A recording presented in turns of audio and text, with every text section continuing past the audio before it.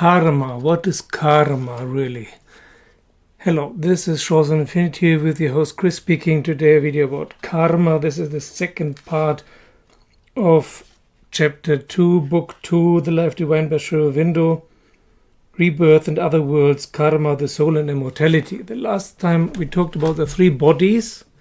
Before that about the three worlds. There are three worlds: physical, subtle and mental. And then the three bodies: physical, subtle and mental.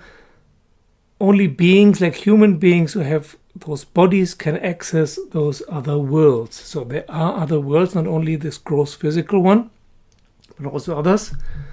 And we can access them because we have the bodies to go there. But they're usually not very active. We usually ignore them because we're brainwashed into thinking there's only the gross body in the gross world. So far so good. You probably all know that. Only a short recap, and now to new stuff. Karma. What is karma? We talked about it also before, that the theory of reincarnation, of rebirth, is necessary if there's any kind of evolution. There are some enlightened masters and philosophers who say there is no evolution. It's Maya.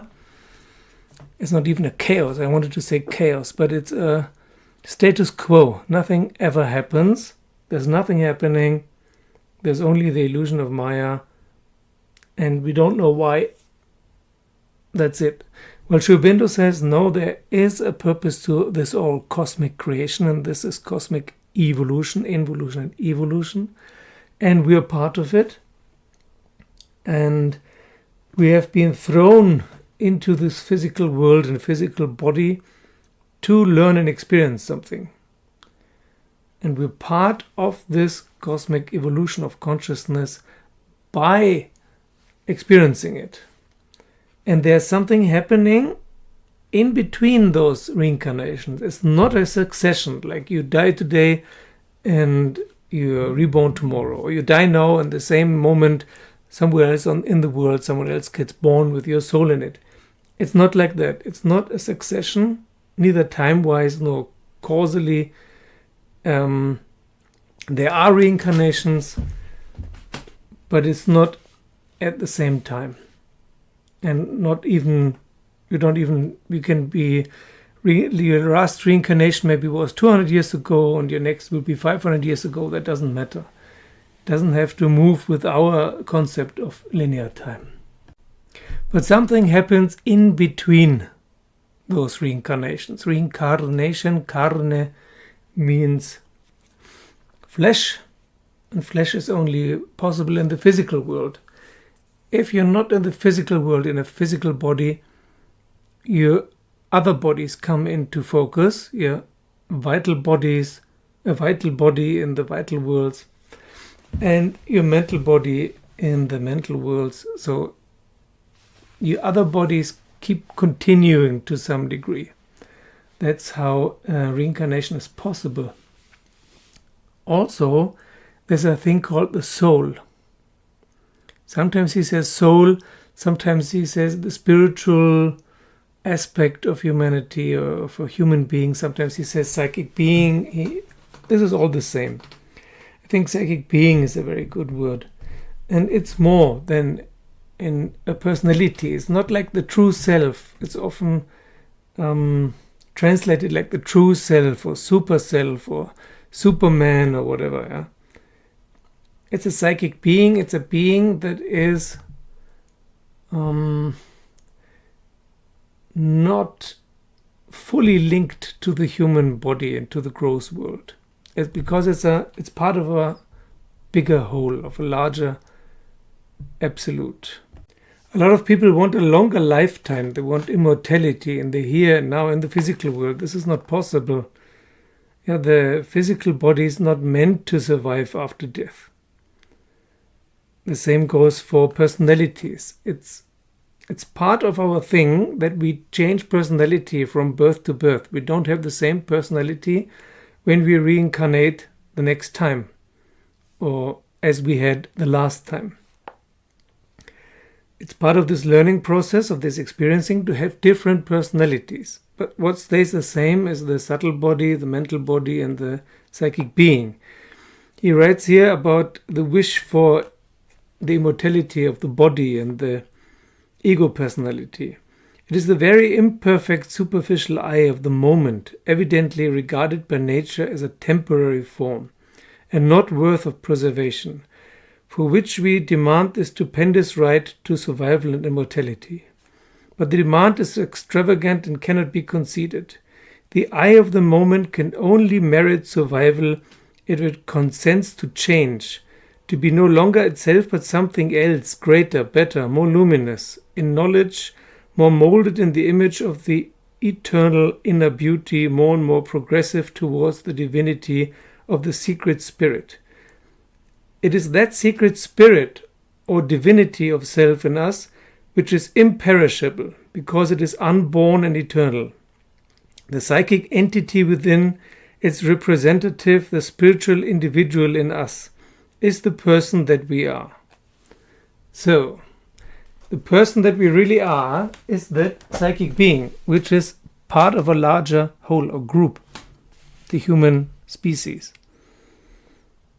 And this group of psychic beings, they reincarnate again and again and again and try out different personalities, different bodies, different egos to learn and experience something. So all this suffering here, it's not real suffering. The soul doesn't suffer. The personality suffers and the body suffers. But the soul, the psychic being, it doesn't suffer. It's imperishable and invincible. It cannot be damaged. To the contrary, it wants to experience all this stuff. And in between reincarnation, it experiences something else in the subtle and the mental worlds. Then the subtle and the mental worlds are more active, while we are reincarnated, the physical body is more active. So, between reincarnations, our subtle and mental body is exploring the subtle and mental worlds and is learning other stuff there and is preparing for the next reincarnation. Sounds a bit like Cryon, but Aurobindo was first. But that's probably why so many Western Aurobindo fans are also Cryon fans, because he's more or less explaining the exact same thing. Now to the concept of karma. So there is something called karma. Please pronounce it karma, not karma. Karma is something completely different. So karma with an R is basically this experience. It's what we learn and experience and contribute to the spiritual knowledge of the psychic being or beings. So karma is not like it's often taught by religions. Yeah? Religions usually warp spiritual knowledge into something more coarse and more controlling. Religions often work together with monarchs or other kind of archies to control the population. So in the West we have this sin idea of the three monotheistic religions, and in the East we have this karma idea. It's both the same and both misunderstood and mispreached by religions. It's not about reward and punishment. Aurobindo makes clear here. It's not about reward and punishment. That's how we think. That's not how the divine or the cosmos thinks, or how our psychic beings think. We just want what we truly are, the psychic beings, which is not like a self, it's not like a personality, it's not like an ego. Although we cannot think of what it could be otherwise with our usual minds, but it's not. The psychic being or these psychic beings, they want to experience stuff and learn stuff and then contribute to the evolution of the cosmos.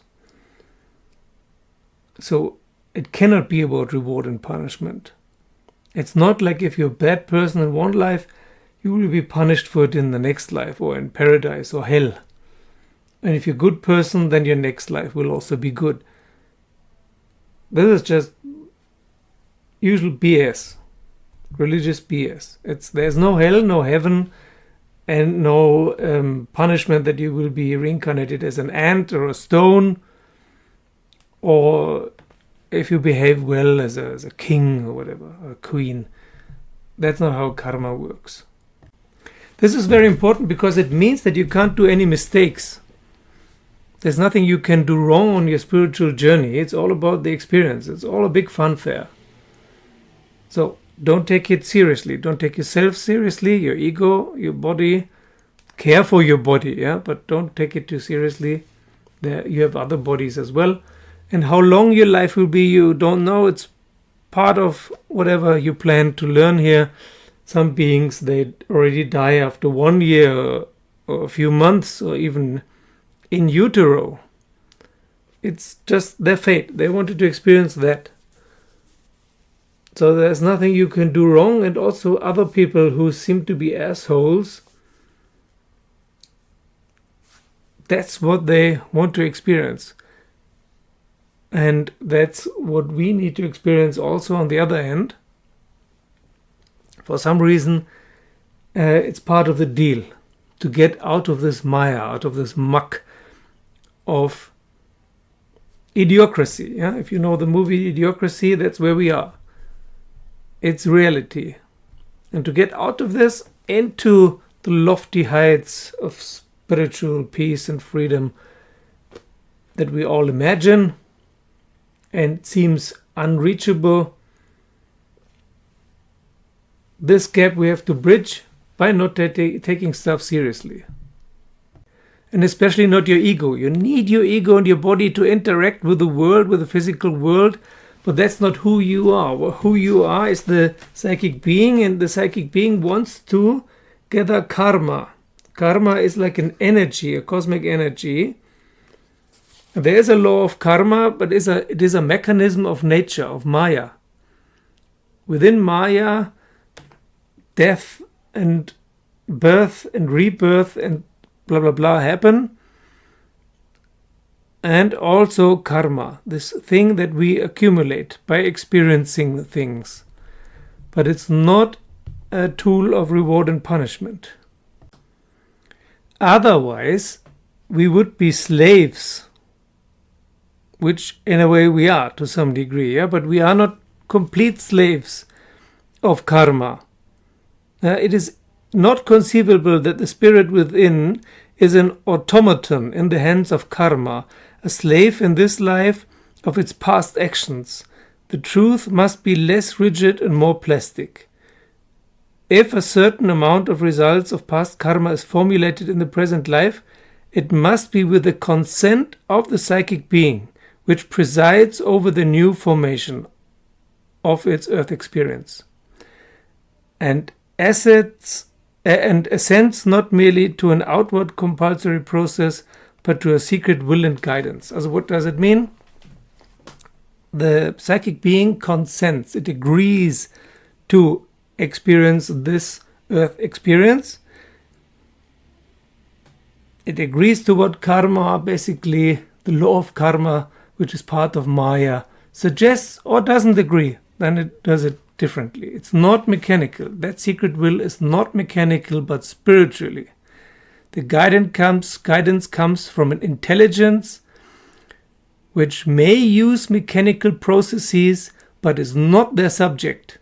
It may use mechanical processes of Maya, but it is not their subject. The psychic being, that's the important part here. The psychic being is not subject to Maya. The physical body is, the vital body is, and the mental body. They're all subject to Maya, but not the psychic being. The psychic being is part of the supramental. And thus, this is the explanation why spiritual progress is possible. And not even possible, but necessary. It's wanted by the divine, by the absolute. It's part of the game. So there are laws of karma, because there are laws of the world, or the worlds, of the physical, vital, and mental worlds. So our bodies are subject to them, but not the psychic being. That's the important part here. Remember that. Psychic being is not subject to karma and not subject to Maya. But it accumulates karma because it's part of the cosmic evolution of the absolute developing further. So Sri Aurobindo is very much against the status quo theory. And now to end with this, why he's against it. Because it's just as likely that nothing is happening, we're all just imagining it. That's just as likely as saying as there is a cosmic evolution of consciousness and we're part of it. Why does he say that this is so? Because he experienced it. Sri Aurobindo wrote 3 major books: The Life Divine with a theoretical background, a synthesis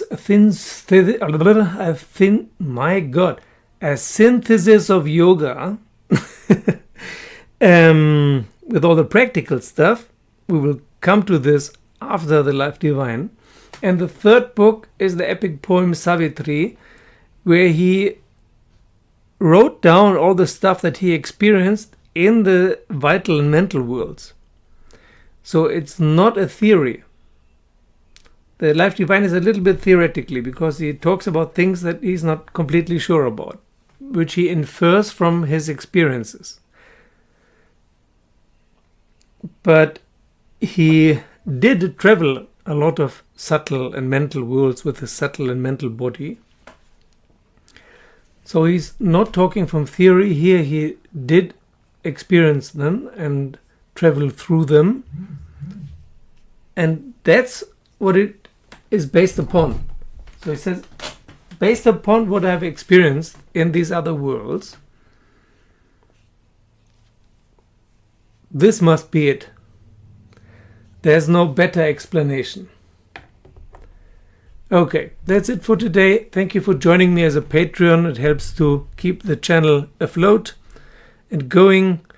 Thank you for those who have already joined me on Patreon. Thank you for liking and subscribing. It helps others find this channel. And see you soon.